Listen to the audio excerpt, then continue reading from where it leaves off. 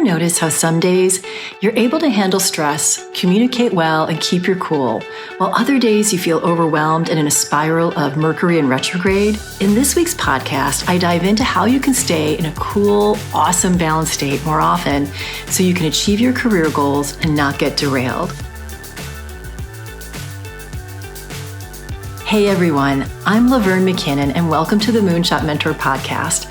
I'm a certified career coach and grief recovery specialist, and I love to help ambitious-driven people feel confident, empowered, and excited after experiencing a career setback. Whether it's from feeling stuck in a rough period or frustration from slow progress, I offer up tools and resources to revamp your path to career success. Let's jump in. There are times in our jobs and in our careers when we're in this zone of productivity. We're grounded and we're able to navigate challenges with ease. We have confidence in our skills and our talents, and we don't sweat the small stuff. Even when big obstacles arise, we're able to connect with the best parts of ourselves. It's a really sweet place to be. Dr. Dan Siegel is a clinical professor of psychiatry at the UCLA School of Medicine, and he calls this zone the window of tolerance. Now, when we're in the window of tolerance, we function well, and we do everything so smoothly in our everyday lives.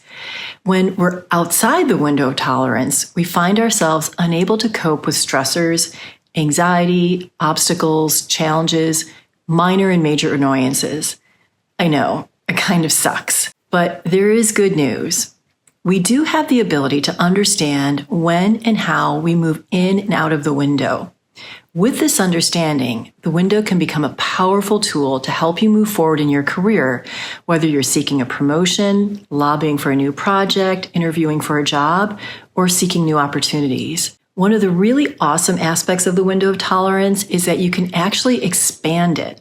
Meaning you actually can learn to withstand even greater challenges, which is then going to set you up for a more sustainable, successful career. Now, I'm not talking about tolerating pain. I'm talking about a shift in mindset. Let's break it down. So how to use your window of tolerance? Well, first you need to understand that your window is actually an indicator of your resiliency and your ability to respond, not react, to stressors. Being inside the window allows you to regulate emotions and you can practice self-control.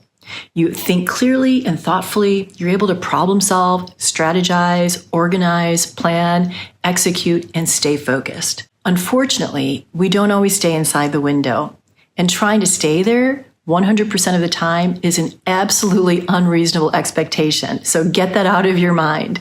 It's best to accept that we as humans, we're imperfect and just embrace consistency over perfection. Now, the goal is to know our stressors so we can expand our window of tolerance.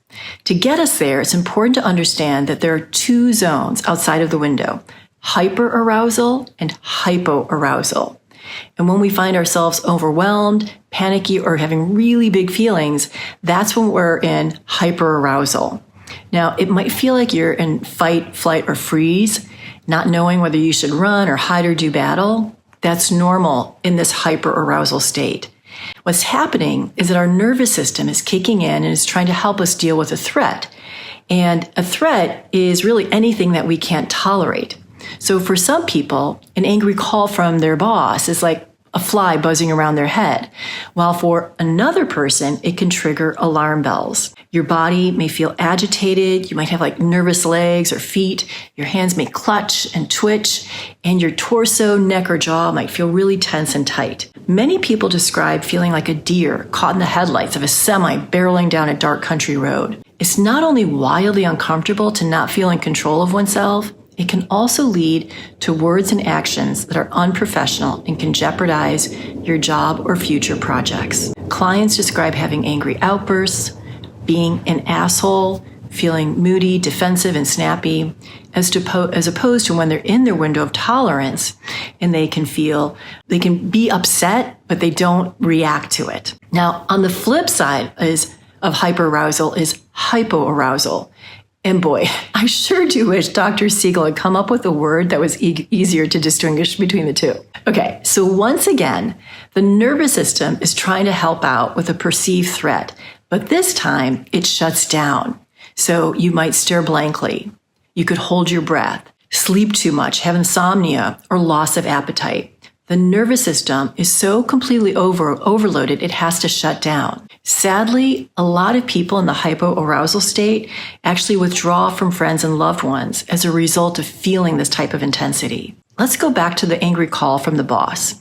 In a hypoarousal response, it might look like you can't think of what to say, so you're at a loss for words. Your stomach might feel like it's dropping out of your body, or you experience dizziness. Hypoarousal can also be experienced as a loss of focus, passion, and productivity, which unfortunately can appear unprofessional, leading to a loss of opportunity. So to recap, hyperarousal is reactive, with impulsive tendencies like negative self-talk, hypervigilance, and feeling overwhelmed. Hypoarousal is being zoned out or feeling disconnected and numb mentally, emotionally, and physically.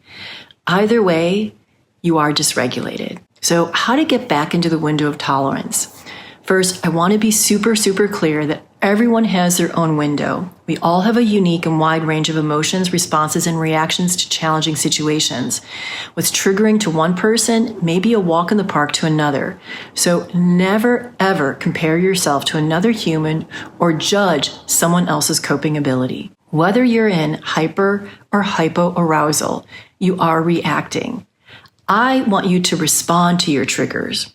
Understanding the distinction between the two may help you modulate and return to your window of tolerance. Respond means that you are grounded, clear-headed, and honoring what's important to you, also known as your values. React means you're panicked, reckless, or frozen, and you have no idea what values even are. Our goal is to understand what is intolerable to you so that you may respond to it rather than react.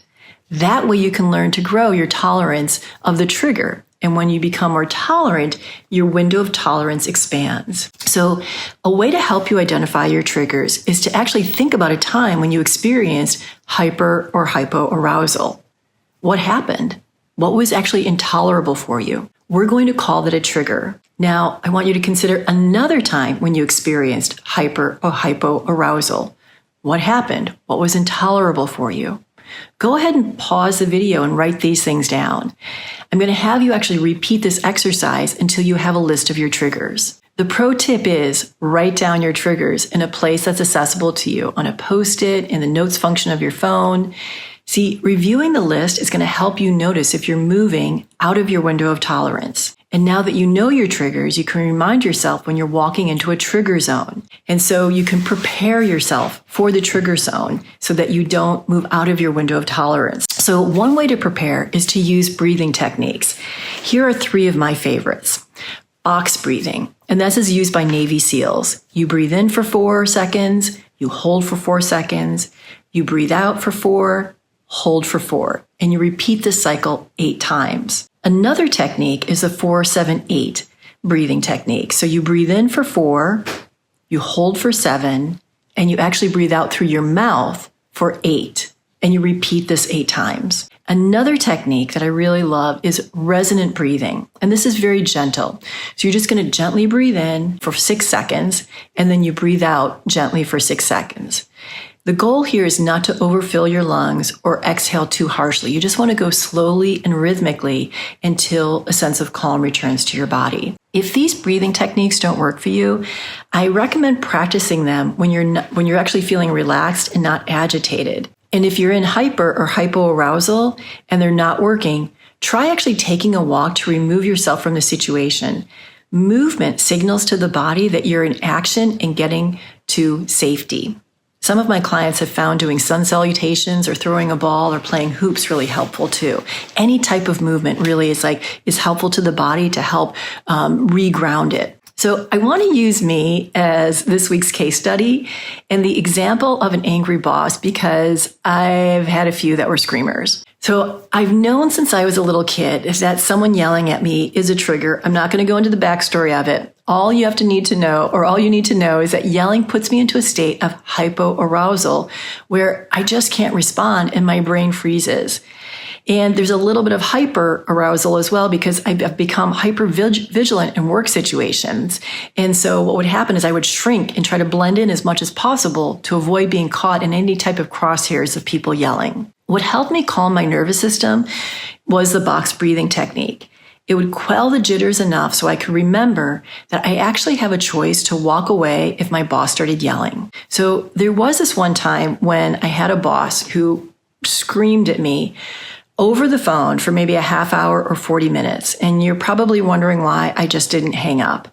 It's because I was in hypoarousal and I was frozen. After that conversation, I took a walk and I was able to do some resonant breathing, and that really helped to calm me. And that's when I decided I can't do this anymore. So I really worked on becoming more adept with both the box breathing technique and tolerating the yelling. So I was able to eventually get to a place where I could create boundaries. I told my boss during a calm period that their yelling was upsetting. I shared how I was willing to have a difficult and constructive conversation, but if they yelled at me again, I would walk away until we could have a quiet conversation. Man, my heart was thumping like nobody's business. It wasn't easy, but it got easier. Since then, I've identified additional triggers that pull me out of my window of tolerance. For example, continuously being uninterrupted when I'm speaking, or any type of cruelty to another human being, and when I witness unfair treatment. Sometimes I'm not able to avoid slipping into a hypoarousal state, and so then I rely on my family to help calm my nerves. So they do this through gentle hugging and soothing words. The bottom line is that navigating our way back into the window of tolerance isn't always straightforward, but it is a journey worth undertaking, and it does require practice. By recognizing your triggers and understanding how they affect you, you can start to develop a toolkit that helps you stay grounded even when the going gets tough. Techniques like mindful breathing, setting boundaries, and seeking support when needed can make a huge difference in how we respond to challenges. The more we practice staying within our window of tolerance, the more resilient we become. Resilience isn't about never feeling stressed or overwhelmed, but about learning how to return to a balanced state when we do. It's about giving ourselves grace, acknowledging our human moments, and choosing how we want to respond based on our values. Remember, expanding your window of tolerance is a process. It requires patience, practice, and a willingness to learn from each experience. But with each step, you're building a foundation for a more mindful and intentional approach to both work and life. Keep exploring, keep reflecting, and keep growing. Okay, that's it for this week. Come back next week because we're going to unpack whether it's time for a change in your career. And if you're in an industry like entertainment that's going through a rough patch, you might be unsure whether to wait it out or pivot to something new.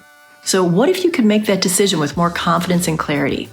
We're going to dive into 2 decision-making models that can help guide you, a pragmatic approach and a spiritual approach. Before you go, I would be so appreciative if you could rate and review this blogcast. It's so helpful to helping me with my work. And remember to head over to Moonshot Mentor on Substack for journal prompts to help you expand your ability to be what's uncomfortable with you.